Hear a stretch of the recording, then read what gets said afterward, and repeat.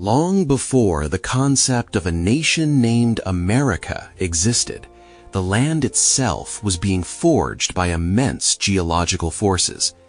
The story begins not with maps or flags, but with the earth shifting and settling over millions of years. Vast ice sheets once covered much of the northern continent, carving out the Great Lakes and shaping the rivers that would later become the lifelines of commerce and civilization. As the last ice age began to recede, a bridge of land emerged connecting modern-day Siberia to Alaska. It was across this bridge, known as Beringia, that the first humans stepped onto the continent. They were not explorers seeking gold or glory, but hunters following herds of mammoth and bison. Over thousands of years, these people spread south and east, adapting to every environment they encountered, from the frozen tundra to the humid swamps and the arid deserts. They built complex societies, domesticated crops like corn, beans, and squash, and established trade networks that spanned the continent long before any ship crossed the Atlantic Ocean. If you are enjoying this story and want to hear more content like this, please take a moment to subscribe to our channel. It really helps us grow and allows us to keep bringing you these deep dives into history. We appreciate your support. The civilizations that rose in the Americas were diverse and sophisticated. In the Mississippi River Valley, the city of Cahokia grew to house thousands of people, featuring massive earthen mounds that rivaled the pyramids of Egypt in scale.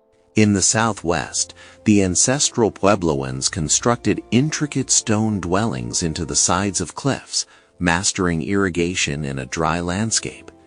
To the east, the Iroquois Confederacy formed a political union based on democratic principles that would later echo in the formation of the United States government. The land was rich in natural resources, teeming with timber, minerals, and fertile soil, waiting to support large populations. This abundance would eventually attract attention from across the ocean, changing the trajectory of the continent forever. In the late 15th century, Europe was looking for new trade routes to the riches of Asia. In the year 1492, an expedition led by Christopher Columbus arrived in the Caribbean, initiating a wave of exploration that would bring the eastern and western hemispheres into permanent contact. This contact brought immense change. While it introduced new goods and livestock like horses and cattle to the Americas, it also brought diseases that devastated the native populations. Despite these challenges, the European powers saw the potential of the land. Spain, France, and England began to vie for control, each establishing footholds to extract resources and expand their empires. The Spanish pushed into the south and west, finding gold and establishing missions. The French explored the northern waterways and the Mississippi, focusing on the fur trade, but it was the English along the eastern seaboard who would plant the seeds of the nation to come. The first successful English colony was established at Jamestown, Virginia in the year 1607. It was a perilous beginning. The settlers faced starvation, disease, and conflict, struggling to survive in a swampy environment they did not understand. The colony nearly failed, but it was saved by the cultivation of tobacco. This crop became a highly profitable export to Europe, creating an economic foundation for the region. It proved that the colonies could be financially successful, attracting more investment and more settlers. Further north, a different kind of colony was taking shape. In the year 1620, the Pilgrims arrived on the Mayflower and established Plymouth Colony. Unlike the profit-seeking settlers of Jamestown, these people came seeking religious freedom. They drafted the Mayflower Compact, an early agreement on self-government that set a precedent for the rule of law and communal decision-making. As the years turned into decades, more colonies were established along the Atlantic coast, each with its own character. Massachusetts Bay became a hub for Puritans and merchants. Maryland was founded as a haven for Catholics. Pennsylvania welcomed Quakers and promised religious tolerance. Despite their differences, these colonies shared a growing sense of independence and self-reliance. They were separated from England by a vast ocean, which meant that day-to-day governance often fell to local assemblies. The colonists grew used to managing their own affairs, levying their own taxes for local improvements, and organizing their own defense. This period of salutary neglect allowed a unique American identity to begin forming, one that valued individual liberty and local control. By the mid-18th century, the British colonies in North America were thriving. The population was booming, driven by high birth rates and a steady stream of immigrants from Europe seeking land and opportunity. The economy was diverse. The northern colonies developed strong maritime industries, focusing on shipbuilding, fishing, and trade. The middle colonies became the breadbasket of the region, producing vast amounts of wheat and grain. The southern colonies focused on cash crops like tobacco, rice, and indigo, relying on a plantation system. Cities like Boston, Philadelphia, and New York grew into bustling centers of commerce and culture, rivaling towns in England. Education and literacy rates were higher in the colonies than in many parts of Europe, fostering a population that was engaged in political discourse and aware of their rights as Englishmen. However, this prosperity and autonomy eventually clashed with the interests of the British Empire. The turning point came with the French and Indian War, a conflict that ended in the year 1763. While Britain emerged victorious and drove France out of North America, the war was incredibly expensive. To pay for the defense of the colonies and the war debt, the British government decided to tighten its control and impose new taxes on the colonists. Acts like the Stamp Act and the Townshend Acts were met with fierce resistance. The colonists argued that because they had no representation in the British Parliament, the government had no right to tax them. The slogan, "No taxation without representation," became a rallying cry that united the disparate colonies against a common adversary. Tensions boiled over in Boston, a hotbed of revolutionary activity. In the year 1770, British soldiers fired into a crowd of protesters in what became known as the Boston Massacre. 3 years later, in protest of the tax on tea, colonists dumped a shipment of British tea into Boston Harbor, an event famously known as the Boston Tea Party.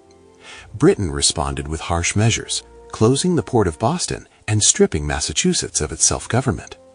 These acts meant to isolate the radicals, instead galvanize the other colonies to come to their aid. Representatives from 12 of the 13 colonies met in Philadelphia in the year 1774 for the First Continental Congress to coordinate a response. They were still hoping for a peaceful resolution, but they began to stockpile weapons and organize militias just in case. The fighting began in April of the year 1775 at the towns of Lexington and Concord. British troops marched to seize colonial gunpowder, but they were met by local Minutemen. Shots were fired, and the American Revolutionary War had begun. Initially, the goal was to restore the rights of the colonists within the British Empire, but as the fighting intensified and the king rejected their petitions, the sentiment shifted toward full independence. In the summer of the year 1776, the Continental Congress appointed a committee to draft a formal declaration. Written primarily by Thomas Jefferson, the Declaration of Independence was adopted on July 4, 1776. It stated that all men are created equal and endowed with unalienable rights, including life, liberty, and the pursuit of happiness. This was a radical document that shifted the war from a tax dispute to a struggle for universal human rights. Winning that independence would not be easy. The British military was the most powerful in the world, with a professional army and a massive navy. The American forces, led by George Washington, were a ragtag collection of militias and a newly formed Continental Army that often lacked shoes, gunpowder, and food. Washington understood that he did not need to win every battle. He just needed to keep the army intact and the revolution alive until the British tired of the war. The turning point came in the year 1777 at the Battle of Saratoga. The American victory there convinced France that the rebels could win, leading to a military alliance that provided crucial money, troops, and naval support. The war dragged on for years, moving from the north to the south, until the British Army was cornered at Yorktown, Virginia. With the French Navy blocking their escape by sea and American and French troops surrounding them on land, the British surrendered in the year 1781. America was now free, but it was not yet a unified nation. The first attempt at a government, the Articles of Confederation, created a loose alliance of states with a very weak central government. It could not tax, regulate trade, or raise an army effectively. The economy struggled, and states began to quarrel with one another over borders and tariffs. Realizing that the new nation might collapse from within, leaders called for a convention in Philadelphia in the year 1787 to fix the government. Instead of amending the old articles, they wrote a brand new constitution. This document created a federal system with 3 branches of government: the legislative to make laws, the executive to enforce them, and the judicial to interpret them. It included a system of checks and balances to ensure that no single branch became too powerful. The ratification of the Constitution was a fierce political battle, but it eventually succeeded, especially after the promise to add a Bill of Rights to protect individual liberties, such as freedom of speech, religion, and the press. George Washington was unanimously elected the first president in the year 1789. His leadership helped stabilize the new government. He established important precedents, such as the cabinet system and the 2-term limit for presidents, and focused on putting the nation's finances in order. His Secretary of the Treasury, Alexander Hamilton, created a national bank and a financial system that encouraged commerce and industry, setting the stage for future economic growth. As the 19th century dawned, the United States began to look westward. In the year 1803, President Thomas Jefferson completed the Louisiana Purchase from France, doubling the size of the country overnight. This vast territory stretched from the Mississippi River to the Rocky Mountains and opened up immense opportunities for expansion. Explorers Lewis and Clark were sent to map this new land, finding a route to the Pacific Ocean and documenting the rich resources and native cultures they encountered. This expansion fueled the idea of manifest destiny, the belief that the United States was destined to spread across the entire continent. The expansion of the nation brought new challenges and eventually another conflict with Great Britain. In the early 19th century, Britain and France were at war again, and the United States was caught in the middle. British ships began seizing American merchant vessels and forcing American sailors into the British Navy, a practice known as impressment. This violation of American sovereignty, combined with British support for Native American resistance on the frontier, led the United States to declare war in the year 1812. It was a bold move for a young nation. The war saw the capital city of Washington, D.C. burned by British troops, a low point that tested the resolve of the American people. However, the United States held its ground. The shelling of Fort McHenry in Baltimore Harbor inspired Francis Scott Key to write the Star-Spangled Banner, cementing a national identity. The war ended effectively as a draw, but the decisive American victory at the Battle of New Orleans, led by General Andrew Jackson, created a surge of national pride. The United States had fought the world's greatest power for a second time and survived, earning newfound respect on the world stage. Following the war, the country entered a period of rapid growth and internal improvement. This era saw the beginning of the Industrial Revolution in America. In the Northeast, textile mills powered by fast-flowing rivers sprang up, changing the way goods were produced. People began moving from farms to factory towns, shifting the social fabric of the region. Transportation networks expanded dramatically. The construction of the Erie Canal connected the Great Lakes to the Atlantic Ocean via the Hudson River, transforming New York City into the commercial capital of the nation. It made trade faster and cheaper, allowing grain from the Midwest to reach global markets. Soon, the steam engine revolutionized travel even further. Steamboats turned the Mississippi River into a two-way highway for commerce, and the first railroads began to lay tracks that would eventually stitch the vast continent together. As the economy grew, so did the democratic spirit of the nation. By the 1820s, many states dropped the requirement that a man had to own property to vote.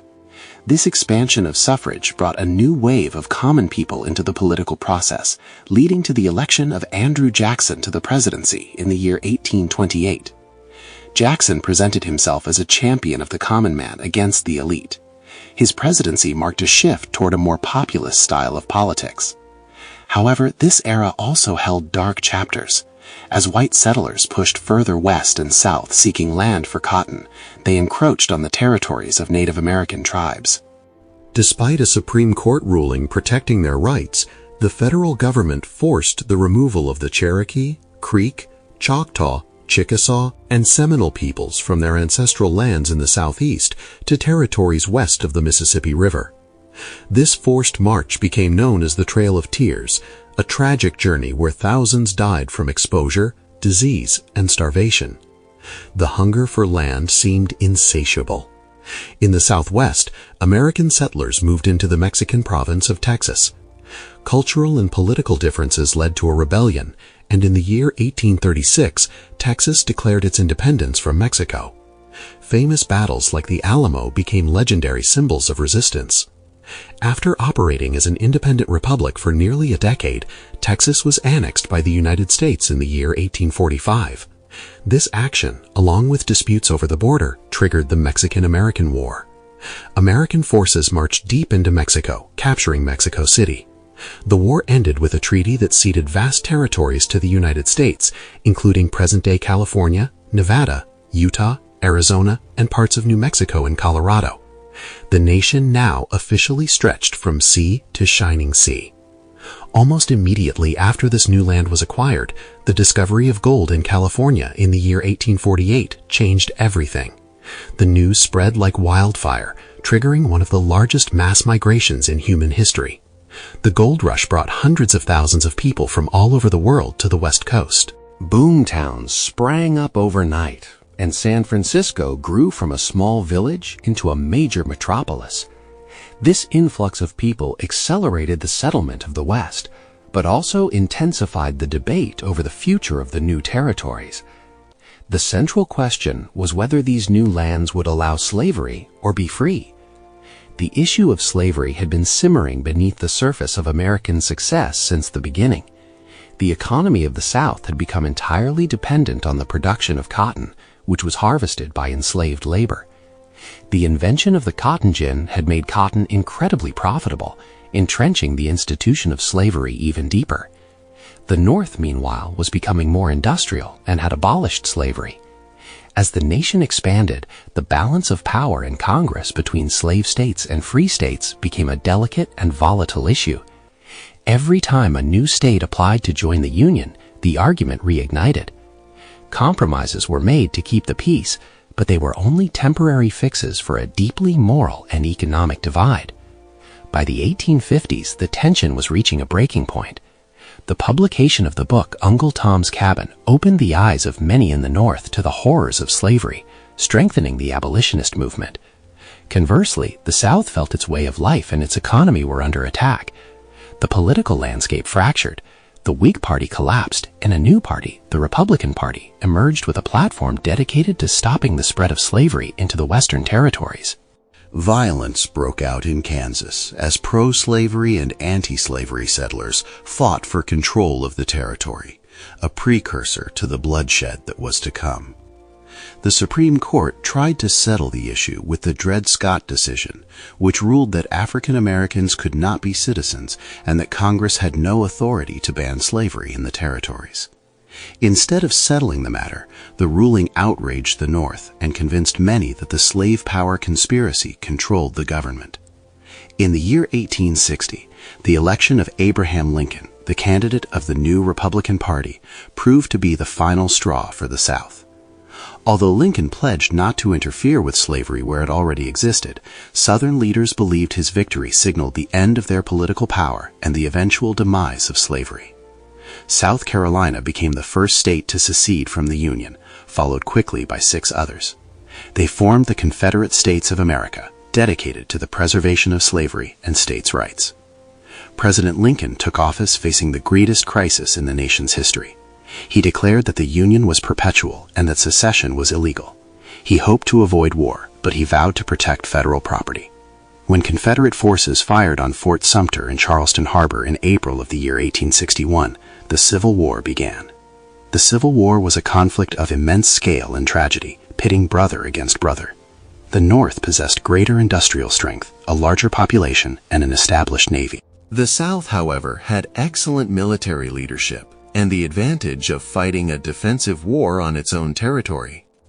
The early years of the war were marked by a series of Confederate victories in the East, led by General Robert E. Lee.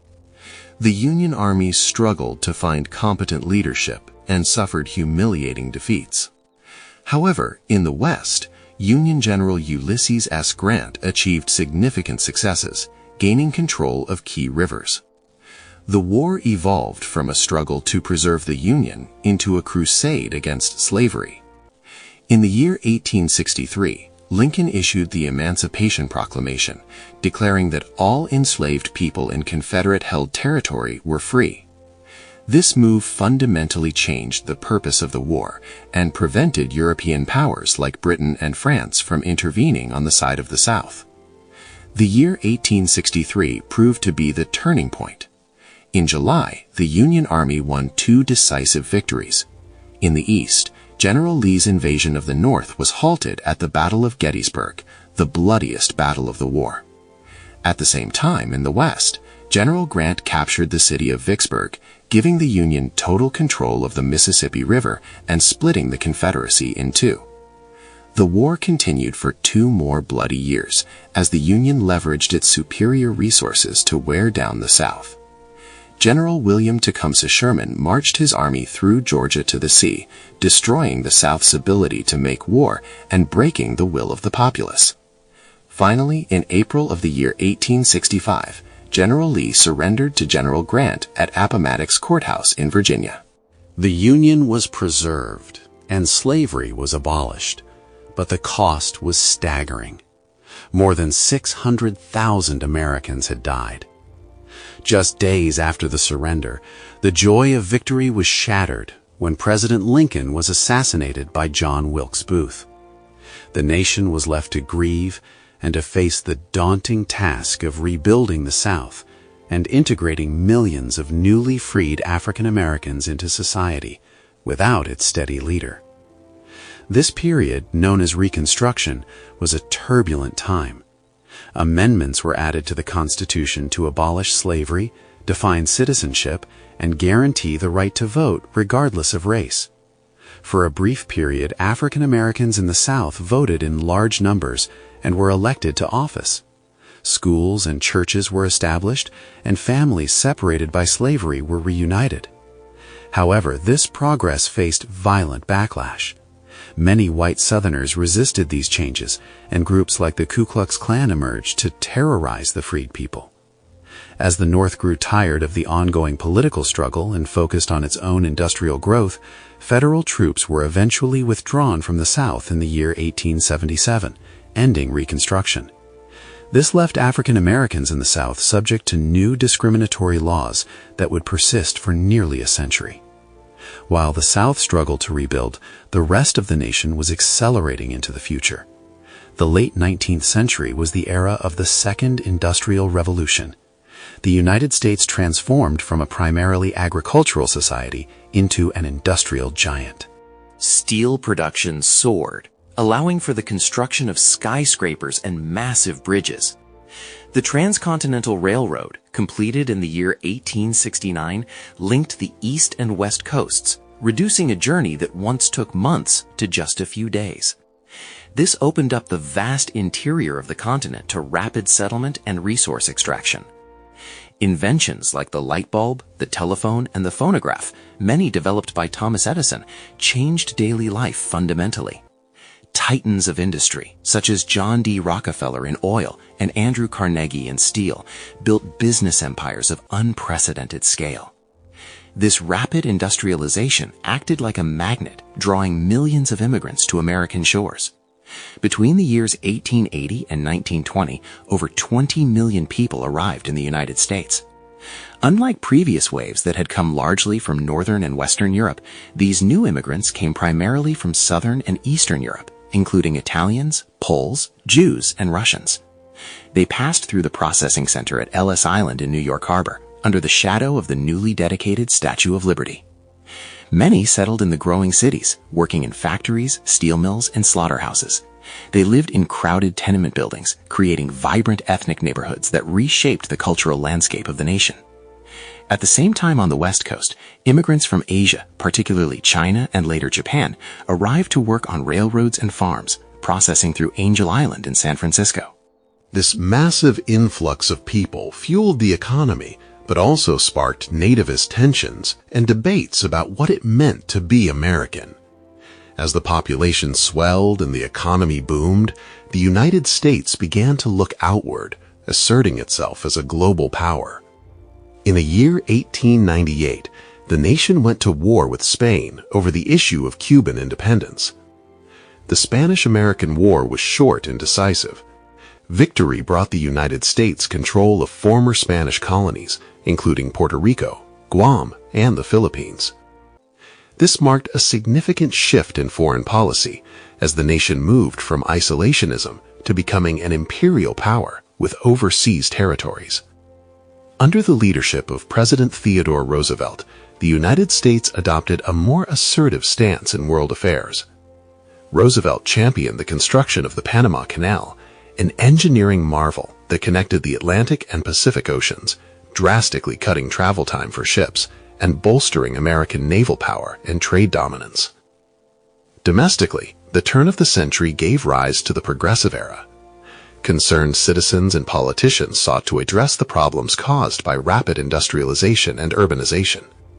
They pushed for reforms to curb the power of massive corporate monopolies, improve working conditions, and clean up corrupt city governments. Muckraking journalists exposed the unsanitary conditions in the meatpacking industry and the harsh realities of child labor, leading to new consumer protection laws and labor regulations. It was a time of social awakening. The movement for women's suffrage gained momentum, with activists marching and protesting for the right to vote, a battle that would continue for decades. The tranquility of the early 20th century was shattered in the year 1914 when war erupted in Europe. World War I was a conflict of unprecedented scale, involving the major powers of the world. Initially, the United States remained neutral, with President Woodrow Wilson urging the nation to stay out of the conflict. However, unrestricted submarine warfare by Germany, which sank American merchant ships, and the discovery of a German plot to ally with Mexico against the United States made neutrality impossible. In the year 1917, the United States declared war on Germany. American troops poured into Europe, tipping the balance of the stalemate. Their arrival brought fresh energy and resources that helped the Allies secure victory in the year 1918.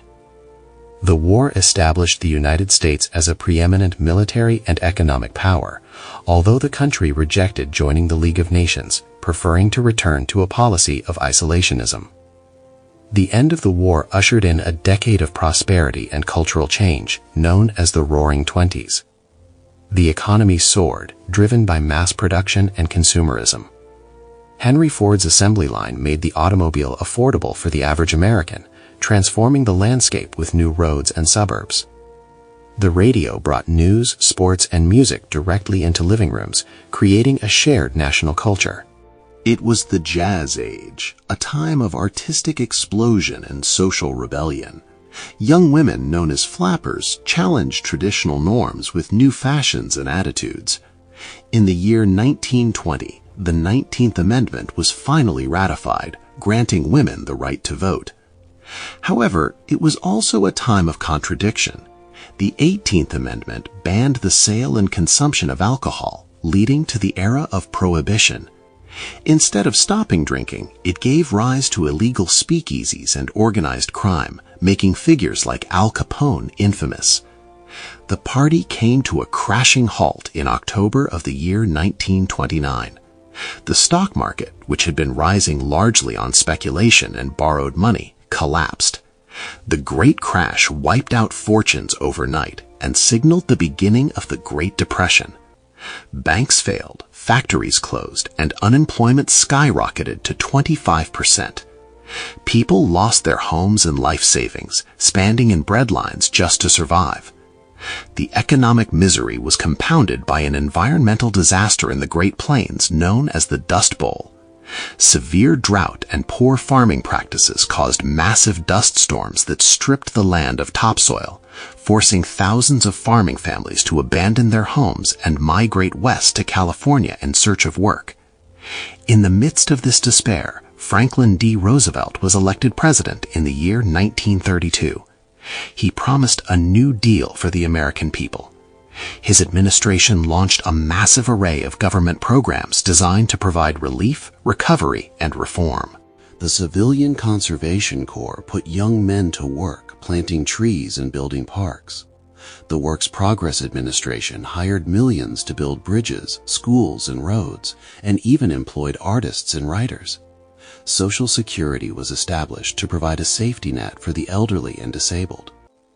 While the New Deal did not fully end the Depression, it restored hope and fundamentally changed the relationship between the government and its citizens, establishing the principle that the government had a responsibility to ensure the economic welfare of the people. As the United States struggled to recover, dark clouds were gathering overseas. In the 1930s, aggressive dictatorships rose to power in Germany, Italy, and Japan.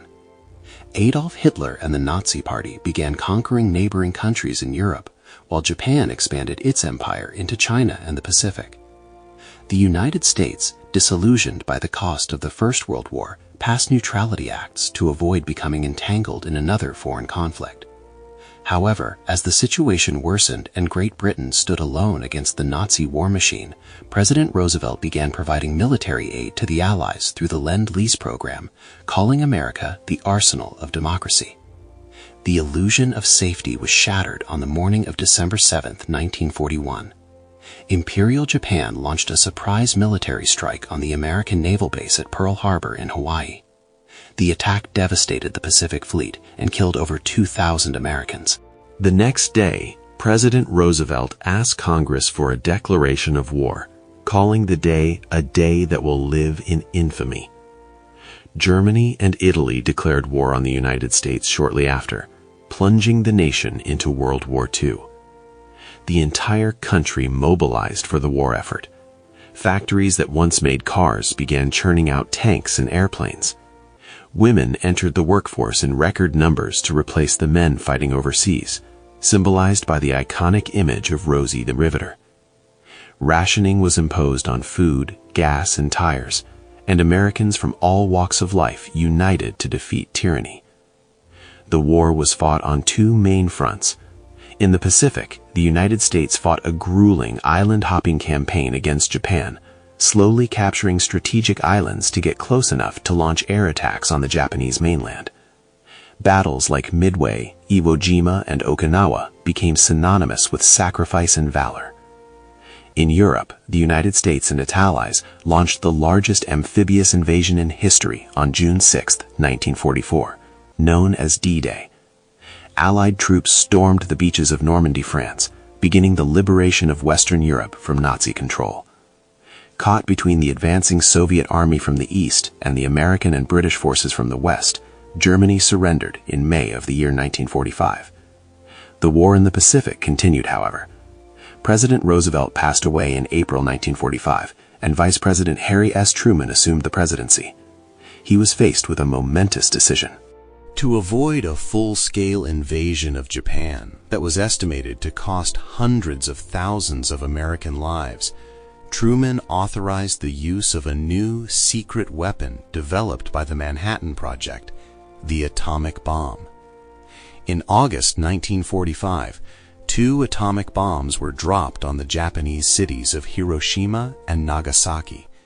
The destruction was catastrophic, and Japan surrendered shortly after. World War II was over. The United States emerged from the conflict as a global superpower, with its economy intact and its military unrivaled. It took a leading role in forming the United Nations, an international organization designed to prevent future conflicts and promote cooperation. The end of World War II marked the beginning of a new era of prosperity and tension. Soldiers returned home to a grateful nation, eager to restart their lives. To help them, the government passed the GI Bill, which provided money for college tuition and low-interest loans for homes and businesses. This legislation transformed the American middle class.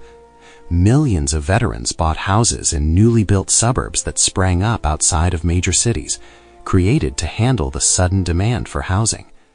This led to a massive increase in the birth rate known as the baby boom. Factories that had built tanks shifted to making consumer goods like washing machines, refrigerators, and automobiles. The American economy was the envy of the world, producing half of the world's manufactured goods. However, the peace was uneasy. The alliance between the United States and the Soviet Union, born of necessity to defeat Hitler, quickly fell apart. The two nations had vastly different visions for the post-war world. The United States championed democracy and capitalism, while the Soviet Union sought to spread communism. An iron curtain descended across Europe, dividing the continent into a democratic West and a communist East. This marked the beginning of the Cold War, a decades-long struggle for global dominance that stopped short of direct military conflict between the two superpowers, but fueled proxy wars around the globe. To stop the spread of communism, the United States adopted a policy of containment. This was put to the test in the year 1950, when communist North Korea invaded democratic South Korea. The United States led a United Nations force to defend the South. The Korean War lasted for 3 years and ended in a stalemate that left the Korean Peninsula divided, a division that remains to this day. While the Cold War dominated foreign policy, a powerful movement for justice was reshaping the nation at home. For decades, African Americans, particularly in the South, lived under a system of legal segregation known as Jim Crow, which mandated separate facilities for blacks and whites. This system was challenged in the courts. In the year 1954, the Supreme Court issued a landmark ruling in the case of Brown v. Board of Education. The court declared that separate educational facilities were inherently unequal, effectively outlying segregation in public schools. This victory galvanized the civil rights movement. A year later, in Montgomery, Alabama, a woman named Rosa Parks refused to give up her seat on a bus to a white man. Her arrest sparked a citywide bus boycott led by a young minister named Martin Luther King Jr. After more than a year of protest, the buses were desegregated, and Dr. King emerged as the leader of a nonviolent movement for equality. The struggle for civil rights continued into the 1960s, a decade of profound change and turbulence. Young people began to challenge the status quo, engaging in sit-ins at segregated lunch counters and participating in freedom rides to integrate interstate travel. The movement reached a crescendo in the year 1963 with the March on Washington, where Dr. King delivered his famous "I Have a Dream" speech to 250,000 people, calling for an end to racism. The pressure from these protests led to the passage of the Civil Rights Act of 1964 and the Voting Rights Act of 1965, landmark laws that banned discrimination in public places and secured the right to vote for African Americans. These legislative victories dismantled the legal framework of segregation, though the fight against prejudice and economic inequality continued. As the nation grappled with internal change, it also looked to the stars. The Cold War competition extended into space. In the year 1957, the Soviet Union shocked the world by launching Sputnik, the first artificial satellite. Fearing that the United States was falling behind technologically, the government poured money into science education and created NASA. President John F. Kennedy set a bold goal to land a man on the moon and return him safely to Earth before the decade was out. This ignited the space race. American astronauts became national heroes as they tested the limits of human endurance. The climax came in July of the year 1969, when the Apollo 11 mission succeeded. Millions of people around the world watched on television as Neil Armstrong took the first steps on the lunar surface, a moment of immense national pride and a testament to American innovation. However, the triumph of the moon landing occurred against a backdrop of deepening division. The United States had become increasingly involved in a conflict in Vietnam, a small country in Southeast Asia divided between a communist North and a U.S.-backed South. Fearing that if Vietnam fell to communism, its neighbors would follow like dominoes, American leaders escalated the war. By the late 1960s, over 500,000 American troops were fighting in the jungles of Vietnam. It was a brutal and confusing war, with no clear front lines. As the casualties mounted and the draft pulled more young men into service, opposition to the war grew at home. Massive anti-war protests erupted on college campuses and in city streets. The country was polarized between those who supported the war as a patriotic duty and those who saw it as a mistake. The year 1968 was particularly traumatic. The North Vietnamese launched the Tet Offensive, a massive surprise attack that proved the war was far from over. At home, the nation was rocked by the assassinations of Martin Luther King Jr. and presidential candidate Robert F. Kennedy. Riots broke out in cities across America, revealing the deep anger and frustration simmering within the country.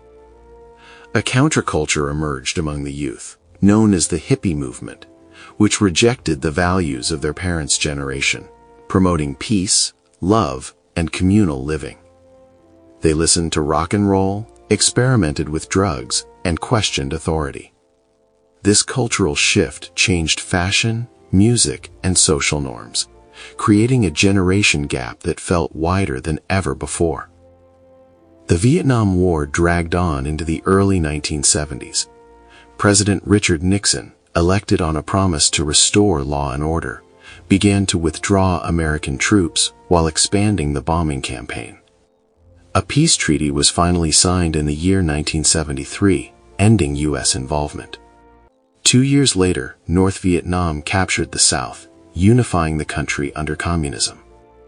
The war left a deep scar on the American psyche, creating a skepticism of government that was further fueled by the Watergate scandal. In the year 1974, investigations revealed that President Nixon had attempted to cover up a break-in at the Democratic National Committee headquarters. Facing almost certain impeachment, Nixon became the first president in history to resign from office.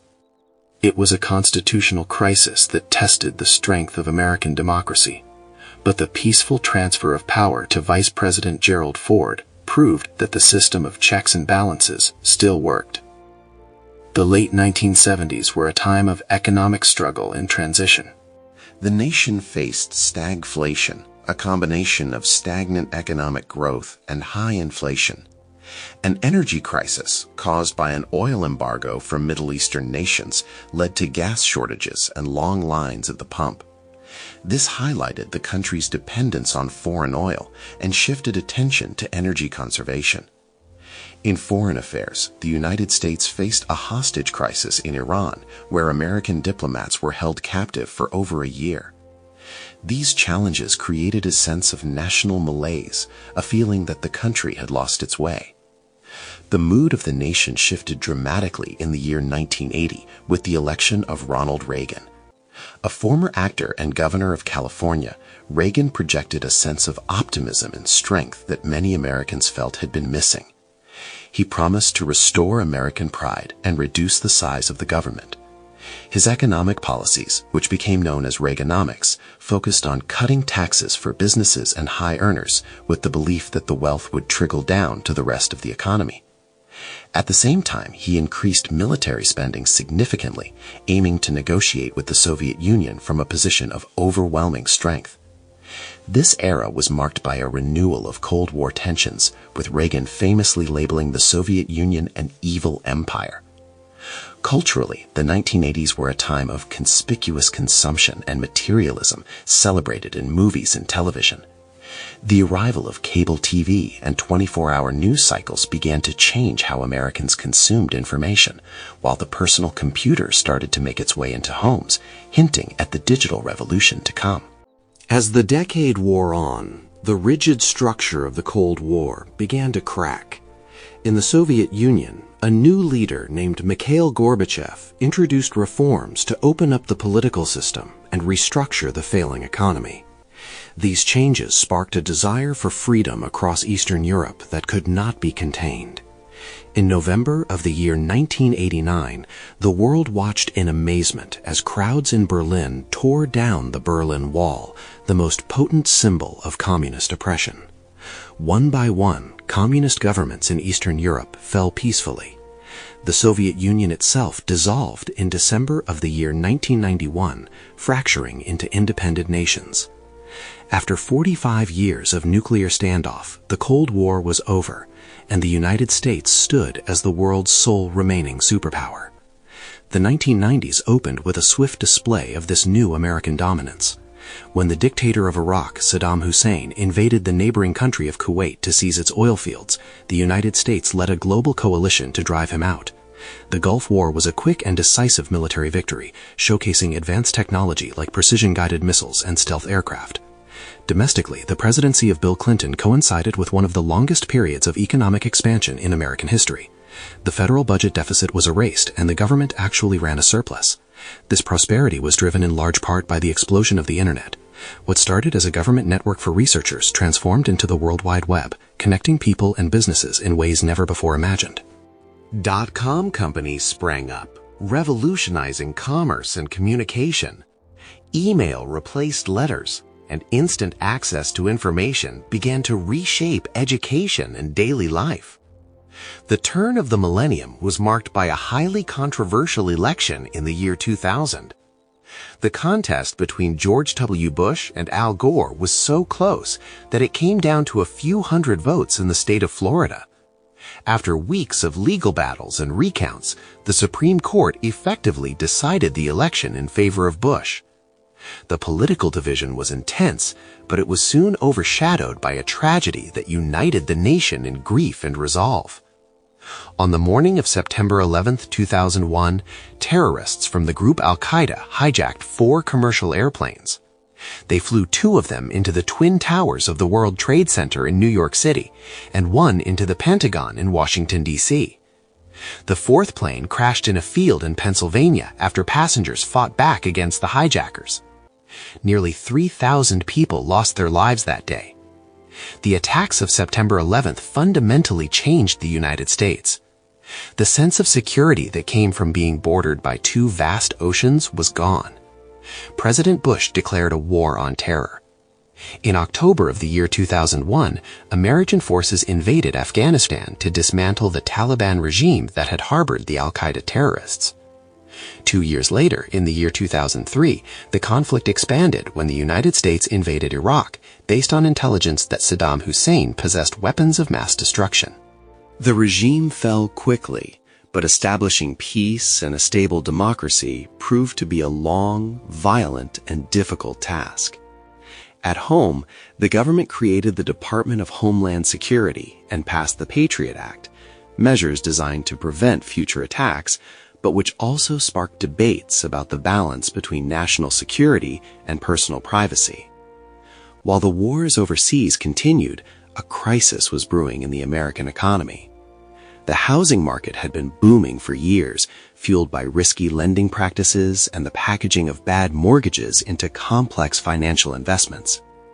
In the year 2008, this bubble burst.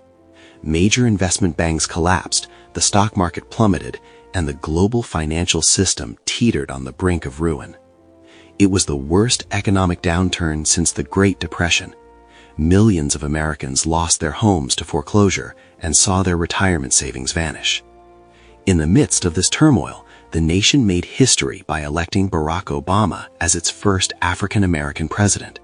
His election was seen as a milestone in the long struggle for racial equality that had begun centuries before. The years following the 2008 crisis were a time of slow and painful recovery. The government stepped in to bail out the auto industry and stabilize the banks, but the effects of the recession lingered for many ordinary families. During this time, the technological revolution accelerated even further. The introduction of the smartphone put the power of a computer in everyone's pocket. Social media platforms like Facebook and Twitter changed the way people interacted, organized, and consumed news. While these tools connected the world, they also allowed for the rapid spread of misinformation and contributed to a growing political polarization. Americans increasingly found themselves living in different information bubbles, with widening divides between rural and urban areas and between different political ideologies. As the story of America moves into the present day, the nation continues to grapple with complex challenges. Issues of climate change, healthcare, income inequality, and immigration remain at the forefront of public debate. The definition of what it means to be American continues to evolve, becoming more inclusive and diverse. The population is shifting, with the South and West growing in influence and demographics changing as the country becomes a true mosaic of cultures from around the globe. Yet, despite the divisions and the difficulties, the core ideals that founded the nation remain. The belief in liberty, democracy, and the opportunity for a better life still draws people to its shores and drives its citizens to push for a more perfect union. The story of America is not a finished book, but an ongoing narrative written every day by the choices and actions of its people.